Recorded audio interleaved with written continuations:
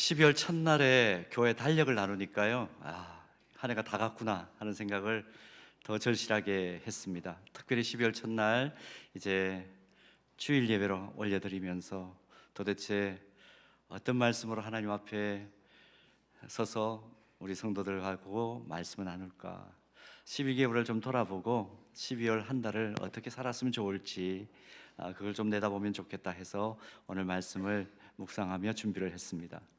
시간이라는 것은 언제나 젊은이들에게는 너무 무겁게, 느리게, 더디게 가죠. 근데 연세 드신 어른들께는 너무 가볍게 또 재빠르게 느껴지는 그런 경향이 있습니다.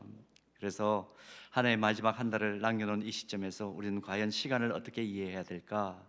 또 이 흐르는 시간 속에서 우리는 도대체 어떤 정체성을 가진 존재인가 하는 것을 오늘 좀 말씀을 통해서 나누려고 합니다. 시간박물관이라는 책이 있어요. 시간박물관이 강원도에 가면 정동진에 있죠. 아주 큰 건 아니지만 의미를 줍니다. 이 시간박물관, 이 책은 세계의 지성으로 꼽히는 24명의 학자들이 공동 제작한 책인데요. 첫 번째 장 제목이 시간의 창조, 이렇게 시작이 됩니다. 책을 보면 인간이 시간을 어떻게 발견하게 되었고, 어떻게 또 그것을 체계화했고, 어떻게 삶에 적용했는가, 그런 내용이 빼곡하게 기록되어 있습니다. 사진과 함께. 이 책의 편집인이면서 대표 저자인 기호학자로 아주 유명한 사람인데요, 움베르토 에코라는 이 학자가 책 속에서 이런 말을 해요. 인류의 가장 위대한 발견은 바로 시간의 발견이다. 그리고 이것이 인간의 가장 독특한 문화적 특징이다. 생각해보니 이 말이 참 맞아요. 모든 피조물들 가운데 인간만이 이 시간의 흐름을 감지하고 그 흐름을 측정할 수 있는 도구를 발견을 했습니다. 아무리 영특한 애완동물이라 할지라도 시계를 차고 다니는 개 보셨습니까? 없습니다. 달력을 보면서 과거를 돌아보고 미래를 계획하는 그런 존재는 사람밖에 없습니다. 여러분, 달력이 없는 삶을 상상해 보셨습니까? 끔찍함 그 자체 아닙니까? 사람들은 시간의 흐름에 매듭을 짓고 매듭마다 의미를 부여하기를 위해서 달력을 만들어냈습니다. 생일, 결혼기념일, 장립기념일, 간혹 까먹기는 하지만 어쨌든 간에 달력이 있기 때문에 우리가 이런 것들을 기억해내죠. 좀 더 크게는 뭐 몇 년, 몇십 년, 몇 세기 이런 것들이 진행되면서 시간마다 우리가 매듭을 잘 지으려고 애를 쓰는 그런 삶을 삽니다. 오늘 우리는 2024년 11달을 보내고 한 해를 아름답게 매듭 짓고 마무리 지어야 하는 12월 첫날, 아주 중요한 경점에 함께 서 있는 것이죠. 이런 말 많이 들어보셨지 않습니까? 매끈한 마무리가, 디테일한 마무리가 진정한 실력이다. 그런 얘기를 우리 많이 합니다. 명품의 공통점이 뭔가요? 장인들이 고도의 집중력으로 마무리했다는 그런 공통점이 있다는 것 우리가 알고 있습니다. 같은 맥락에서 금년 한 해 남은 한 달을 어떻게 마무리하느냐가 이제 2025년 새해 우리 삶의 방향을 결정지을 것이 틀림이 없습니다. 그래서 오늘 이제 이 한 해를 마무리하면서 어떻게 이 12월 첫날 주일 예배를 드리는 이 귀한 시간에 11달을 내다보고 12월 한 달을 어떻게 살아갈 것인가를 오늘 본문을 통해서 묵상해 보기를 원하는 겁니다. 여러분, 지난 11개월 일단 매듭을 지어야 되니까 한 문장으로 정리를 하면 여러분들은 뭐라고 정리를 할 수 있겠습니까? 저는 올 한 해에 매듭을 지어야 될 이 시점에서 지난 11개월을 이런 문장으로 압축을 했습니다. 지난 11개월은 하나님이 베풀어 주신 기적의 시간이었다. 기적이었다. 기적의 연속이었다. 저는 그렇게 매듭을 지었습니다. 11월 마지막 주간인 지난 한 주간 새벽을 깨워 기도를 하고 또 말씀을 묵상하는 가운데 계속해서 마음에 와닿은 단어가 뭐냐 하면 기적이란 단어였습니다. 기적. 하나님 앞에 두 손을 모을 때마다 그래서 가장 먼저 입을 열고 고백한 첫 고백이 이것이었습니다. 하나님, 오늘이라는 이 시간을 다시 맞이했던 것만으로도 은혜요, 기적입니다. 그 고백을 매일 새벽 드렸습니다. 기적이 뭐죠? 초자연적인 영역이 자연적이고 감각적인 영역 속으로 들어온 일을 기적이라고 우리는 그렇게 일컫습니다. 가만히 지난 11개월을 묵상해 보니까 날마다 일상에서 은혜와 기적을 경험했다는 거 저는 깨달을 수 있었습니다. 저희 머리가 아주 좋지는 않지만 그렇다고 그렇게 나쁜 편도 아니에요. 저는 그냥 보통이라 그렇게 생각을 합니다. 그렇게 살고 있습니다. 평균적인 머리이지만 조금은 사람들의 대체적인 시각이 어떤지, 또 어떤 사건이나 상황이 발생하면 그것이 합리적으로 납득할 만한 일인지에 대한 판단력과 행동을 할 수 있는 그런 상식은 어느 정도 갖춘 것 같아요. 근데 보통의 사람으로서 가만히 저 자신을 묵상해 보니까 세상의 대세가 자기 자신을 하나님으로 인식하고 지금 살아가고 있지 않습니까? 근데 그런 세상의 흐름 속에서 성경에 기록된 예수님을 구세주로 믿고 창조주 하나님을 인격적으로 예배하고 섬기는 존재가 되었다는 것, 그게 그렇게 감사하더라고요. 세상의 대세를 보십시오. 세상은 자기가 주인이라고 그러지 않습니까? 내가 모든 것을 할 수 있다고 그러고 평생 살 정도가 아니라 영생을 할 것처럼 이악스럽게 살죠. 근데 그 중에서 예수 그리스도를 구세주로 모시고 산다. 대세의 흐름을 따라가지 않고 저는 그렇게 살고 있더라고요. 혼자 있으면 죄된 생각을 할 수밖에 없는, 죄성을 가진 연약하기 짝이 없는 나의 본성이 웬 사랑인지 웬 은혜인지 도무지 알 수 없지만 하나님께서 부어주신 한량없는 그 은혜 때문에 하나님을 예배하는 예배자가 되어 있는 거예요. 예수 그리스도가 구세주로 믿어지고 날마다 나와 동행하시면서 나를 도와주시는 그 보혜사 성령 하나님의 인도하심과 보호하심을 기대하고 기도하는 사람이 되어 있는 저 자신을 발견을 했습니다. 이 기적 아닌가요? 여기에 대해서 단순히 믿는 것을 넘어서 성경에 기록된 예수님을 어떻게 하면 효과적으로 전해볼까? 1년 내내 설교를 준비하면서 다양한 사역을 진행하는 목회자가 되어 있는 게 이게 기적이더라고요. 보니까 기적의 주인공이 딴 사람이 아니라 바로 저였어요. 제가 두풀을 다녀왔지 않습니까? 두만강 프로젝트를 갔다 오는데요, 계속해서 강 너머를 봤습니다. 강 건너 사람, 그렇게 부르더라고요. 우리 조선족들이나 이런 분들은 강 건너 사람 혹은 강 너머 사람, 그렇게 북한 주민들을 표현하는데, 계속해서 북한 땅을 봅니다. 인가들을 봅니다. 땔감을 떼는 연기가 하나도 올라오지 않아요. 근데 저런 북한 땅, 저런 황폐한 땅, 저 강 건너에 제가 태어나지 않고 가만히 생각해 보니까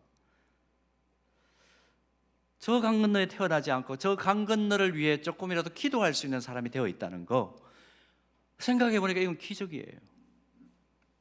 여러분 그런 생각 해본 적 있습니까?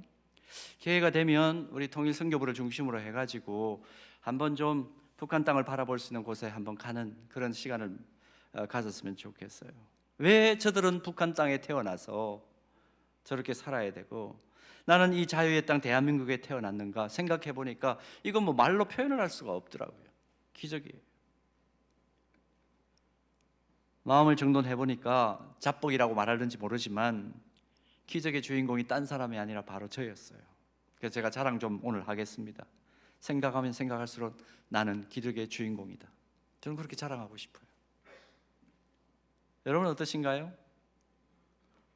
지난 11개월 돌아보면 새로운 결정을 앞에 놓고 두려운 때도 있었고 말로 표현하기 어려울 만큼 마음이 떨리고 낙담할 때도 있었을 거예요. 그런데 그때마다 여러분 하나님께서 우리에게 들려주시는 말씀을 여러분 오늘 본문을 통해서 다시 한번 보실까요? 오늘 본문 다시 한번 보십시오. 시편 107편 8절에서 9절. 여호와의 인자하심과 인생에게 행하신 기적으로 말미암아 그를 찬송할지로다. 그 주인공이 바로 내가 아닌가요? 그가 사모하는 영혼에게 만족을 주시며 줄인 영혼에게 좋은 것으로 채워주심이로다. 물론 인간적인 시각에서는 때로는 왜 이렇게 하나님 나를 대우하시나 그런 생각이 들는지 모르지만 가만히 묵상해 보세요. 하나님께서 베푸신 그 인생에 베푸신 기적 때문에 오늘 나는 여기에 있다. 모든 것을 내려놓고 싶은 그런 생각이 들 만큼 마음이 어려울 때마다 여러분 이 본문을 묵상하면요 정말 내가 기적의 사람이로구나 생각할 수밖에 없죠.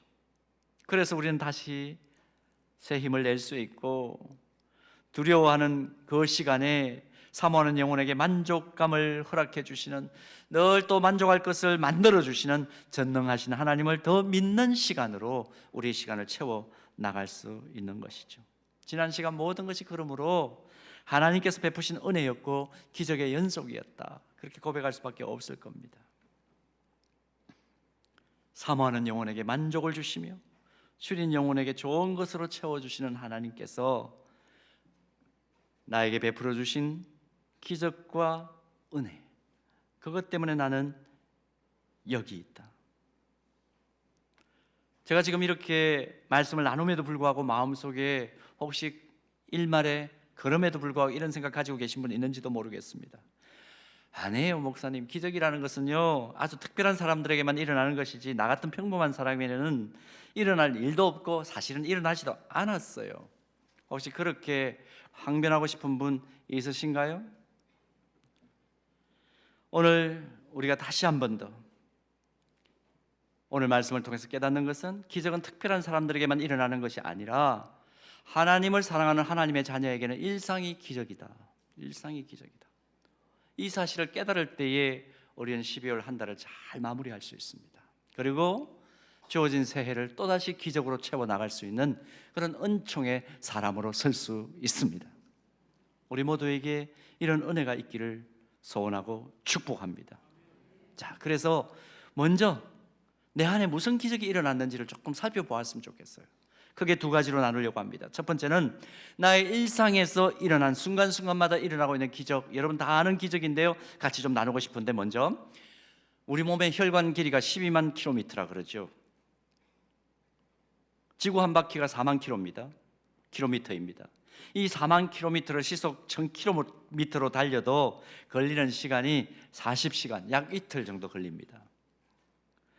그런데 우리의 피가 우리 혈관 전체 12만 킬로를 도는 속도가 45초밖에 걸리지 않는다고 그러더라고요. 전문가들 그렇게 얘기해요. 12만 킬로미터를 그 혈관을 피가 도는데 45초밖에 걸리지 않는다. 근데 작은 모세 혈관 한 곳만 막히면 어떻게 됩니까? 바로 가슴이 먹먹해지고 정신이 아둔해지면서 쓰러질 수밖에 없습니다. 생각해보면 오늘 우리는 우리 피가 지금 45초마다 12만 킬로미터나 되는 그 혈관을 한 바퀴씩 돌아가는 그 기적 때문에 이 자리에서 예배드리고 있는 것 아닙니까? 구도암을 앓고 수술 후에 목소리가 온전해지지 않은 장로님 한 분이 이런 말씀하셨습니다. 하나님이 주신 세상에서 가장 좋은 악기인 목소리가 있을 때 마음껏 목소리 높여 찬송하십시오. 마음껏 부르짖을 수 있을 때에 하나님을 향해 입을 크게 열어 간구하십시오. 하나님이 주신 사랑의 은혜를 자유롭게 말할 수 있을 때 더 진정성 있는 목소리로 사랑을 고백하십시오. 크게 자주 말할 수 없는 상태가 되고 보니 그동안 마음껏 목소리를 낼 수 있는 것이 진짜 은혜요 기적이라는 사실을 깨달았습니다.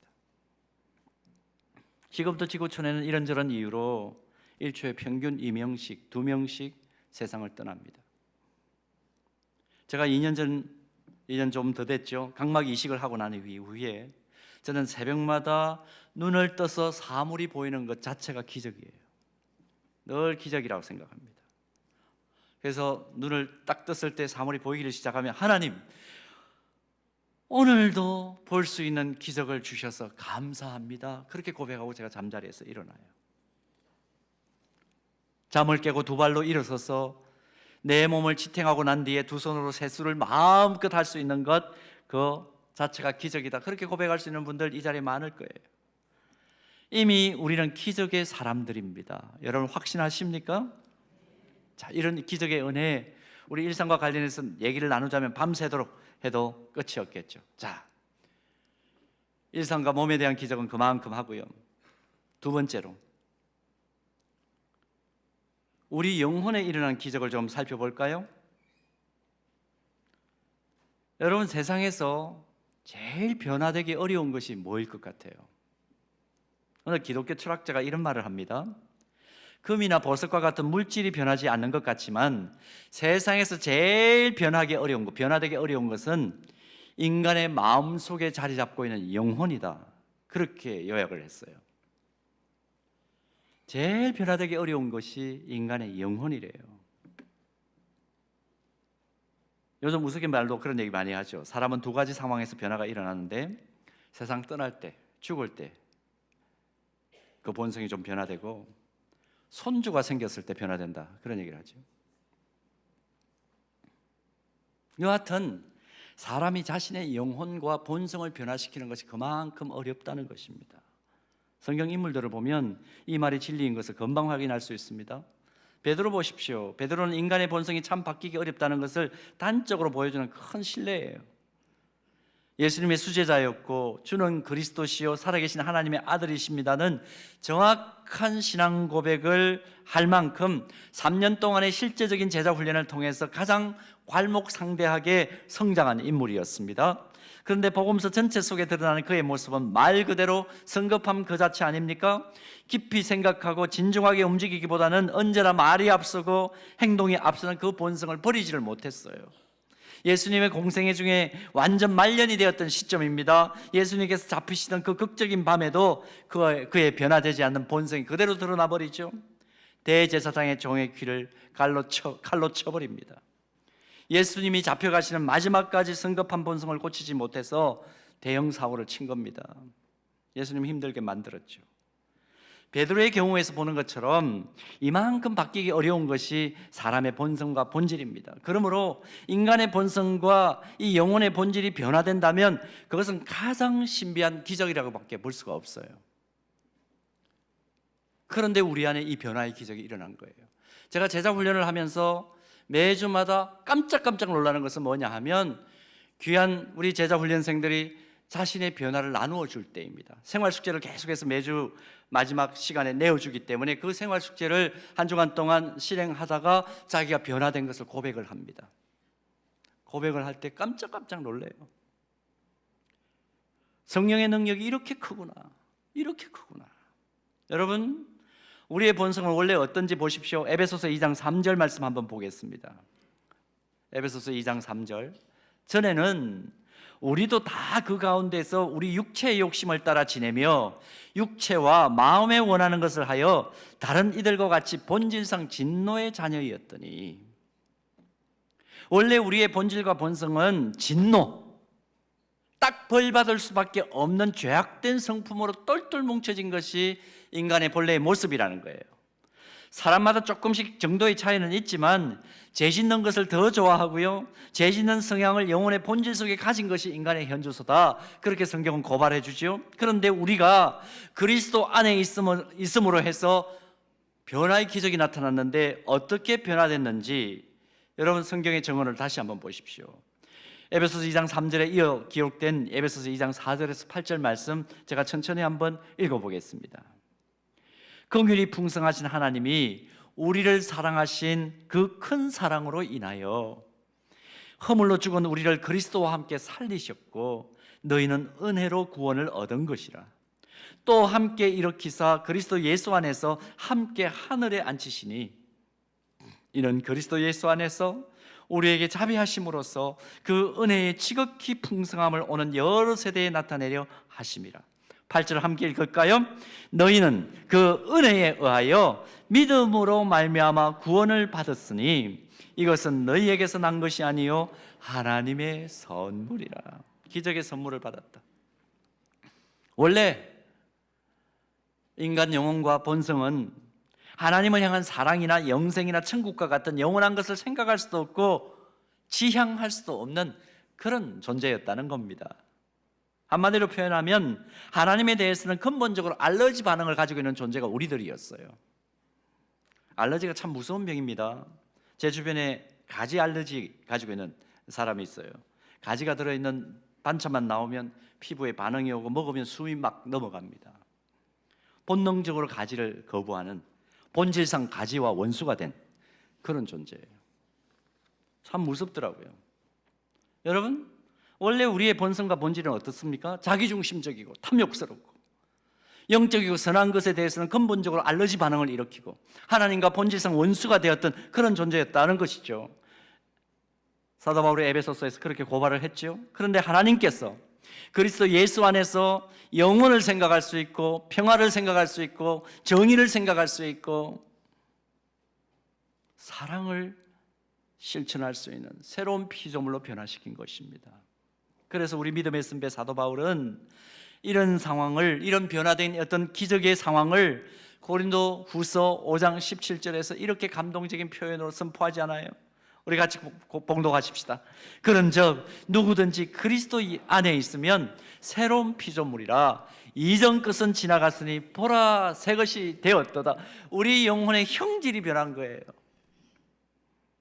얼마나 깜짝 놀랄 기적입니까? 그런데 더욱 놀라운 현실을 봅니다. 그리스도 안에서 새로운 피조물 된 우리 안에 단순히 신자에만 머물지 않고 예수님을 인격적으로 대접하고 하나님을 찬양하고 예배하고 싶은 거룩한 열망이 생겨서 예배자로서는 은혜가 생겼습니다. 온전한 제자가 되기 위해서 몸부림을 치는 그런 기적이 반복적으로 일어나고 있는 거예요. 단순히 주일만 예배드리는 선데이 크리스찬으로 머물지 않고 세속의 물결이 성난 파도처럼 밀려오는 그 삶의 한복판에서 삶의 예배자가 되기 위해 몸부림치는 그런 삶을 여러분 11개월 동안 살아오지 않으셨습니까?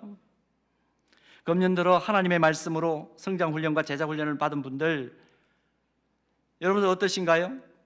분명한 변화의 기적을 경험한 분들이 있었을 거예요.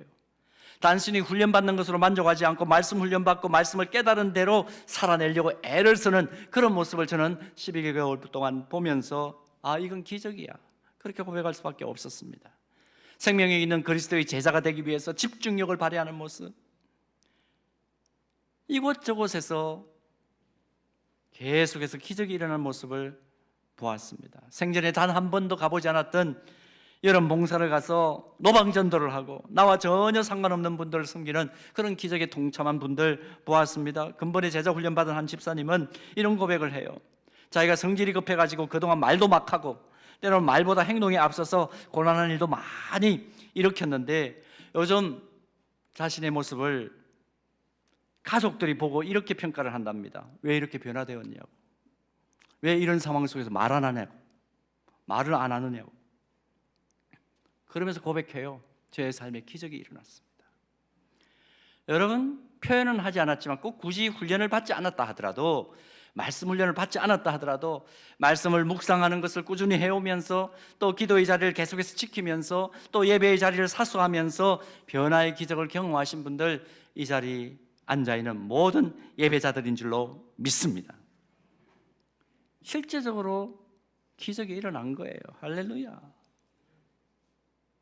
나의 주변 사람들은 나에게 일어난 이 눈에 띄는 변화의 기적을 눈치채고 있었는데 그동안 혹시 이 은혜와 기적의 변화를 나만 모르고 있었던 것은 아닐까요? 자, 가만히 다시 한번 묵상해 보십시오. 우리가 누구입니까? 오늘 본문 시편 107편 8절에서 9절 말씀 이렇게 설명해 주죠. 여호와의 인자하심과 인생에게 행하신 그 기적으로 말미암아 그를 찬송할지로다. 자, 이 기적을 경험한 주인공이 누구입니까? 누구예요? 바로 나예요. 오늘 이것을 인정하는 것이 필요합니다. 이 자존감을 가지고 12월 한 달 우리는 2024년을 매듭지어야 할 것입니다. 이 세상에서 가장 놀라운 기적을 경험한 기적의 사람, 그것이 바로 나다. 함께 예배드리는 우리 사랑하는 서연의 가족들이다. 또 다른 누군가가 아니라 바로 내가 기적의 주인공이다. 여러분 한번 확인할까요? 내가 기적의 주인공입니다. 한번 따라해 보십시오. 내가 기적의 주인공입니다. 생각보다 목소리가 커서 감사합니다. 옆에 분들에게 한번 확인시켜 드릴까요? 당신은 기적의 주인공입니다. 자, 한 번 더 이렇게 합시다. 우리가 기적의 주인공들입니다. 기적을 일으켜 주신 하나님께 영광의 박수 한번 올려드릴까요? 사실 지난 11개월을 돌아보면 고비고비마다 힘든 적도 있었고 눈물 나는 일도 있었고 억울하게 모함과 오해를 받는 일도 있었고 실패하기도 했고 상처를 입고 모든 것을 포기하고 싶은 때도 있었죠. 갈 바를 알지 못해서 갈팡질팡할 때도 있었지만 그때마다 시간의 주관자이신 하나님은 언제나 내 편이 되어 계셨다. 여러분 인정하십니까? 그래서 지나놓고 보니까 모든 것이 합력하여 선을 이루었구나 고백할 수밖에 없잖아요. 그러므로 저와 여러분들은 그 누구보다도 이 2024년이 낳은 기적의 주인공이다. 그렇게 고백할 수밖에 없는 겁니다. 네덜란드에 태어나서 나치가 유대인들을 학살하고 핍박할 때 살아남아서 주님은 나의 피난처라는 책을 쓰신 코리 텐붐 여사, 여러분 많이 아마 들으셨을 겁니다. 코리 텐붐. 이분이 10살 때에 누구를 만나느냐 하면 인도의 당시의 성자라고 불렸던 선다싱을 유럽에서 만납니다. 하여튼 여러 가지 어려움이 있었지만 우여곡절 끝에 만나요. 이 선다싱이 가는 곳마다 기적을 많이 일으켰거든요. 코리 텐붐이 선다싱을 만나서 물어요. 당신에게 일어나는 이 엄청난 기적이 왜 나에게는 일어나지 않죠? 이렇게 묻습니다. 이 10살짜리 소녀가. 이때 선다싱이 코리 텐붐에게 이렇게 대답을 해줍니다. 코리 텐붐, 너 자신이 바로 기적이란다. 그렇게 대답을 해줍니다. 사랑하는 여러분, 지난 11개월 열심히 달려오고 주님이 나에게 주신 말씀 붙잡고 달려온 우리들에게 오늘 하나님께서 뭐라고 말씀하실까요? 하나님, 제 삶에는 왜 기적이 일어나지 않죠? 당신에게는 기적이 풍부한 것으로 알고 있는데, 하나님은 기적의 명수인 것으로 알고 있는데 왜 저에게는 기적이 일어나지 않죠? 하나님 뭐라고 대답해 주실까요? 얘야, 너 자신이 이미 기적이란다. 가장 위대한 기적, 이미 너 안에서 일어난 것을 영안을 열어서 볼 수 없겠니? 오늘 그 말씀을 하나님 들려주실 때 들을 수 있는 영적인 귀와 마음이 우리의 마음과 눈과 귀가 되기를 소원합니다. 잡박을 좀 할까요? 오늘 아침 거울을 보고 집을 났을 때에 거울 속에 비친 저 자신의 모습을 보면서 제가 넥타이를 매면서 이런 말 저에게 해줬습니다. 네가 기적의 주인공이야. 그래서 저는 그렇게 얘기하고 나왔습니다. 사랑하는 여러분, 우리 모두 우리 자신에게 해줄 수 있는 말입니다. 이 자존감 가지고 우리 12월 한 달 잘 마무리하십시다. 그리고 오늘 달력을 봤잖아요. 이 달력에는 우리 서현교회의 역사 속에서 이거 우리 성도들이 함께 좀 나누었으면 좋겠다 하는 역사적인 사진들이 매 달마다 사진이 다 들어있습니다. 그 사진을 보면서 하나님, 우리 서영 공동체에 이런 기적을 베풀어 주셔서 여기까지 인도함을 받았습니다. 이번 달도 이 빈칸에, 이 달력의 빈칸에 기적으로 빼곡하게 채워질 수 있는 은혜를 주옵소서. 그렇게 생각하면서 달력 보시고 달력을 벽에다 거시고 책상 위에도 두시고 화장대 위에도 두시고, 나는 이미 기적을 경험한 사람이야. 앞으로 나에게는 이 날들이 더 생기 있고 더 기가 막힌 하나님 베푸시는 기적으로 채워질 거야. 그렇게 마음을 소원을 가지고 기도하면서 우리 하루하루 힘있게 살아가는 은혜가 있기를 주님의 이름으로 축원합니다.